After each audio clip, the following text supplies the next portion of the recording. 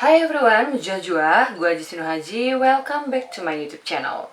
Nah, buat kalian yang baru pertama kali datang ke channel gue, selamat datang dan jangan lupa subscribe channel ini. Dan buat kalian yang udah subscribe, thank you banget. Semoga Tuhan memberikan rezeki dan kesehatan yang melimpah buat kalian. Amin. Sesuai judulnya, di video kali ini gue mau bahas salah satu tokoh agama yang menginspirasi banget. Menurut gue dia berhati mulia banget. Nah, kita langsung bahas ya.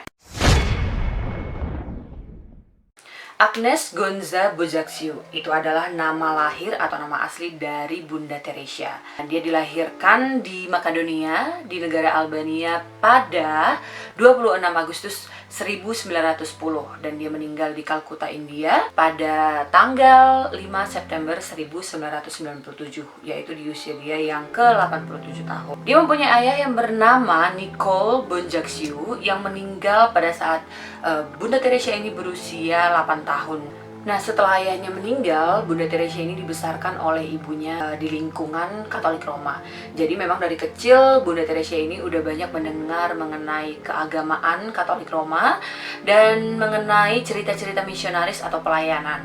Nah, pada usia 12 tahun, Bunda Teresia ini sudah mempunyai komitmen untuk mendalami kehidupan agama yang lebih lagi. Dia juga mempunyai kayak ngerasa panggilan hidupnya itu untuk melayani orang-orang miskin atau membantu orang-orang miskin. Di usianya yang ke-18 tahun, yaitu pada tanggal 15 Agustus 1928, Bunda Teresia meninggalkan rumah dan bergabung dengan kesusteran Loreto. Jadi dia belajar agama lagi di sana. Kemudian dia juga belajar bahasa Inggris karena bahasa yang dipakai di kesusteran Loreto itu adalah bahasa Inggris. Pada tahun 1929, tepatnya 1 tahun setelah dia masuk ke kesusteran Loreto, dia diutus sebagai misionaris ke India. Nah, di India dia juga belajar bahasa Menggali di Darjeeling, dekat pegunungan Himalaya. Dia juga mengajar di sekolah Santa Teresa dekat dengan biaranya. Kemudian pada tanggal 24 Mei 1931, tepatnya di usia Bunda Teresia yang ke-21 tahun, Bunda Teresia mengambil sumpah agama pertamanya, yaitu Kaul Religius. Bunda Teresia juga mengambil sumpah keduanya sebagai biarawati, yaitu Kaul Keikhlasan, pada tanggal 14 Mei 1937, tepatnya sekitar 6 tahun ya setelah dia mengambil sumpah pertamanya. Selain itu, Bunda Teresia juga menjadi guru di sekolah biara Loreto di Entally, Kalkuta Timur. Nah, dia mengabdi di sana sekitar 20 tahun dan memang karena Bunda Teresia ini orangnya berkompeten, dia dilantik menjadi kepala sekolah di tahun 1944. Nah, sebenarnya Bunda Teresia ini merasa udah nyaman dengan posisinya itu. Ya, secara dia kepala sekolah dan dia juga biara, jadi emang udah sesuai dengan yang dia harapkan gitu. Nah, itu adalah zona nyamannya dia. Tapi karena di Kalkuta itu memang banyak banget masyarakat yang hidup di bawah garis kemiskinan ya. Jadi Bunda Teresia ini selalu kepikiran gitu. Karena kan dia bersosialisasi juga kan. Dia pasti keluar dari biara, dia ngelihat kehidupan masyarakat di Kalkuta itu kayak gimana gitu. Jadi dia kepikiran, dan karena memang dari kecil juga dia sudah mempunyai panggilan untuk melayani orang-orang miskin. Apalagi saat terjadinya Bengal Famine pada tahun 1943, di mana itu adalah bencana kelaparan yang menelan banyak korban jiwa. Itu membuat Bunda Teresia makin galau lagi, makin kepikiran lagi. Dan pada 9 September 1946, Bunda Teresia melakukan perjalanan retreat tahunan. Jadi biasa ya di biara itu ada retreat tahunan. Jadi Bunda Teresia ikut. Nah, di perjalanan, menurut pengakuan Bunda Teresia ini dari buku hariannya, dia merasakan ada panggilan dari Yesus Kristus, di mana Yesus meminta Bunda Teresia ini untuk meninggalkan posisinya sebagai kepala sekolah dan lebih fokus lagi untuk melayani atau untuk membantu orang-orang yang miskin. Tapi itu nggak semata-mata buat Bunda Teresia langsung meninggalkan statusnya sebagai kepala sekolah. Namanya manusia ya, pasti butuh pemikiran juga. Pada tanggal 8 Desember 1948, sekitar 2 tahun setelah dia mendapat panggilan dari Yesus itu ya. Nah, di situ dia benar-benar berkomitmen untuk meninggalkan jubah tradisional kesusterannya. Kemudian dia mulai memakai sari India, di mana itu adalah pakaian tradisional India. yang berwarna putih biru, dan dia juga mengajukan pergantian kewarganegaraan dari Albania ke India. Pada saat itu Bunda Teresia juga sudah memulai aksi misionarisnya ya, yang memang menjadi panggilannya dari sejak kecil, dan dia juga belajar dasar-dasar mengenai medis di rumah sakit keluarga Kudus, dan dia juga udah mulai memberanikan diri untuk terjun ke pemukiman kumuh. Dia nggak mikir dua kali gitu untuk terjun ke lingkungan-lingkungan yang penuh banyak penyakit, dan orang-orang yang dia tangani itu kan juga punya penyakit yang menular seperti TBC, AIDS dan lain-lain gitu. Tapi dia ya udah berbaur aja, dan dia memang berniat untuk menolong orang-orang yang miskin, gak mampu, dan yang kelaparan gitu. Dia bergerak sendiri dulu tuh, jadi belum ada yayasan, belum ada apa-apa. Dia juga mengajukan izin ke Vatikan, tapi izinnya nggak langsung keluar juga kan. Jadi tepatnya pada tanggal 7 Oktober 1950, Bunda Teresia mendapatkan izin dari Vatikan untuk mendirikan Missionaries of the Charity. Nah, disitulah pertama kalinya Bunda Teresia mendirikan, kalau di Indonesia mungkin kita sebut yayasan ya. Nah, misinya adalah untuk menampung orang-orang tunawisma, orang-orang yang gak diinginkan oleh masyarakat atau keluarganya, atau orang-orang gila. Pokoknya orang-orang yang memang gak punya tempat di dunia ini dia tampung semua gitu. Ya, pada awalnya sih yang namanya usaha pasti ada fluktuasinya ya, up and down. Bunda Teresia juga nggak mulus-mulus aja gitu, karena pada awalnya dia juga ngerasa kesusahan, dimana kan belum ada donatur tuh, dia baru jalan, jadi orang juga belum tahu aksinya apa sebenarnya. Jadi dia memohon untuk mendapatkan makanan dan persediaan untuk orang-orang yang udah dia tampung. Dan sebagai manusia biasa, Bunda Teresia juga pasti ada kepikiran dong, kayak apa gue balik aja ya ke kehidupan lama, dimana dia jadi kepala sekolah dan biarawan yang memang tempat tinggal dan semua-semuanya itu difasilitasi gitu. Tapi memang Bunda Teresia ini imannya itu memang besar banget, dia tetap maju. Dan nah, awal-awal Missionaries of Charity ini hanya ada 13 orang Kalkuta yang membantu Bunda Teresia untuk menjalankan misi mulianya ini. Tapi sekarang seiring berjalannya waktu sudah ada kurang lebih 4.000 suster yang membantu Bunda Teresia untuk menjalankan aksinya. Nah, mereka membuat panti asuhan, rumah bagi penderita AIDS, pusat amal, merawat para pengungsi, pecandu alkohol atau narkoba, korban banjir, orang yang dibuang, dan lain-lain. Bunda Teresia ini juga sangat amat menentang praktek aborsi. Menurut dia itu adalah hal yang merusak kasih.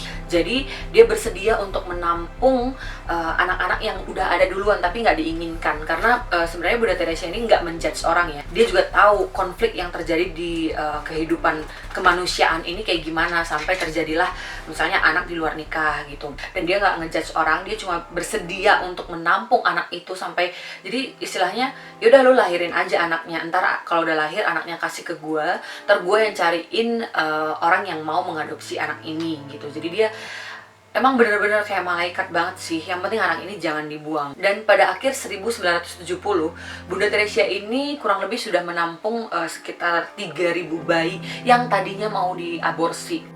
Gak sampai di situ, Bunda Teresia pada tahun 1952 mendirikan sebuah rumah sakit yang bernama Home for the Dying. Jadi dengan bantuan pemerintah Kalkuta India yang menyediakan lahan bekas kuil tua yang dirubah menjadi rumah sakit gratis nantinya. Pasien-pasien yang datang ke situ nggak cuma Katolik ya, jadi semua agama diperbolehkan masuk dan dirawat secara gratis.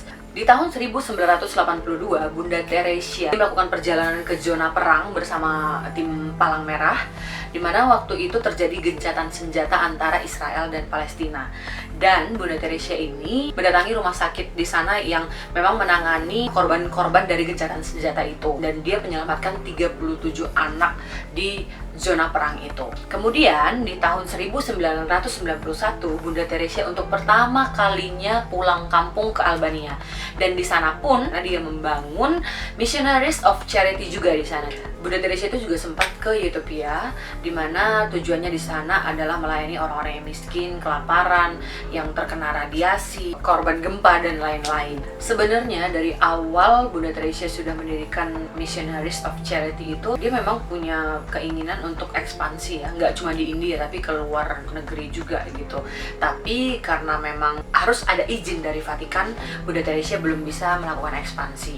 Nah, izin baru dikantongin oleh Bunda Teresia setelah 10 tahun Missionaries of Charity itu dibangun. Jadi setelah Bunda Teresia udah dapat izin untuk ekspansi, Bunda Teresia langsung mendirikan 85 rumah singgah di India, kemudian 65 di luar India. Dan karena itulah Bunda Teresia mendapatkan Nobel Perdamaian di tahun 1979. Nah, sekarang kita masuk ke tahap penurunan kesehatan Bunda Teresia sampai pada kematiannya. Nah, Bunda Teresia ini sebenarnya sudah pernah mengalami serangan jantung pada saat dia mengunjungi Paus Yohanes Paulus II pada tahun 1983. Dan 6 tahun kemudian dia mengalami serangan jantung kedua, dan itu sedikit lebih parah dari yang pertama. Jadi pada saat yang kedua ini Bunda Teresia harus dipasangkan alat pacu jantung buatan. Pada tahun 1993 kesehatannya semakin menurun. Bunda Teresia juga sempat jatuh dan tulang selangkangannya patah, dan selain itu dia juga mengalami malaria pada saat yang sama ya. Dan karena kesehatan Bunda Teresia terus menurun, 1 tahun kemudian, tepatnya di tanggal 13 Maret 1997, Bunda Teresia benar-benar turun dari jabatannya dan digantikan oleh Suster Nirmala Joshi. Nah, beberapa bulan kemudian, tepatnya di 5 September 1997, Bunda Teresia meninggal dunia. Pada saat kematian Bunda Teresia, Missionaries of Charity sudah memiliki lebih dari 4.000 suster dengan 300 anggota yang menjalankan 610 misi di 123 negara. Bunda Teresia kemudian dibaringkan dalam ketenangannya di Gereja Santo Thomas Kalkuta. Ia juga diberi pemakaman kenegaraan oleh pemerintah India atas rasa syukur pemerintah India atas jasa-jasanya untuk menolong kaum miskin di berbagai agama dan kalangan di India. Paus Yohanes Paulus II menganggap kalau Bunda Teresia ini adalah wanita terkudus yang pernah ia temui. Oleh karena itu, pada tahun 1999 sudah dimulai pengumpulan data untuk proses beatifikasi. Jadi itu semacam tasbihan seseorang untuk menjadi orang kudus atau menjadikan Bunda Teresia itu sebagai santa. Ada seorang wanita yang bernama Monica Besra yang berasal dari India. Dia mengalami sakit tumor perut. Nah, dia udah berobat kemana-mana tapi belum sembuh. Kemudian pada saat tumor perutnya itu kambuh dan rasa sakitnya menjadi-jadi, Monica ini mengambil liontin yang ada gambar Bunda Teresia dan dia berdoa. Kemudian seketika rasa sakitnya hilang dan beberapa jam kemudian dinyatakan kalau Monica ini sudah sembuh dari penyakit tumor perutnya. Dan pada tanggal 4 September 2016, Paus Fransiskus mengumumkan bahwa Bunda Teresia telah dikonosasikan menjadi seorang santa. Dan Paus Yohanes Paulus II juga mengesahkan pada tanggal 5 September itu menjadi hari peringatan Bunda Teresia. Nah, sekarang kita masuk ke bagian kontroversinya. Jadi setelah Bunda Teresia ini meninggal, New York Times merilis suatu tulisan yang menggemparkan dunia. Jadi ada seorang dokter yang berasal dari Kalkuta, India, namanya adalah Aurop Chatterjee. Dia mengklaim kalau dia pernah ke yayasan atau ke tempat-tempat yang didirikan oleh Bunda Teresia, dan dia sempat mewawancarai biara dan beberapa orang di sana. Nah, katanya anak-anak yang menjadi pasien di sana itu dibiarkan begitu aja atau yang diikat di tempat tidur dan hanya diberikan aspirin untuk menahan rasa sakit. Dan selimut yang terkena feses juga dicuci di tempat pencuci makanan gitu. Kemudian di rumah singgahnya juga katanya jarum suntiknya dipakai berkali-kali. Jadi katanya itu nggak layak, dan Bunda Teresia itu juga nggak layak dijadikan orang kudus, kata si Chatterjee ini. Dan pada September 2016, National Geographic juga menulis ada seorang yang bernama Christopher Hitchens. Dia juga mengatakan kurang lebih sama seperti Chatterjee tadi. Jadi dia menganggap kalau rumah singgah dari Bunda Teresia itu nggak layak, fasilitasnya juga nggak layak. Christopher juga mengatakan kalau Bunda Teresia itu sudah mendapatkan sumbangan dari beberapa diktator dan koruptor, tapi sumbangan itu tidak digunakan dengan baik untuk menolong orang-orang gitu. Itu menurut mereka. Nah, kalau menurut kalian gimana nih guys? Benerkah si Christopher dan si Caterji ini tadi, atau mereka cuma cari sensasi? Nah, ini kan kontroversi ya, jadi ada yang ngerasa oh iya juga, ada yang ngerasa nggak mungkin kayak gitu. Kalian boleh tulis komentar kalian di bawah ya. Oke, sekian dulu video gua kali ini. Jangan lupa untuk like dan subscribe video ini. See you on the next video. Bye bye.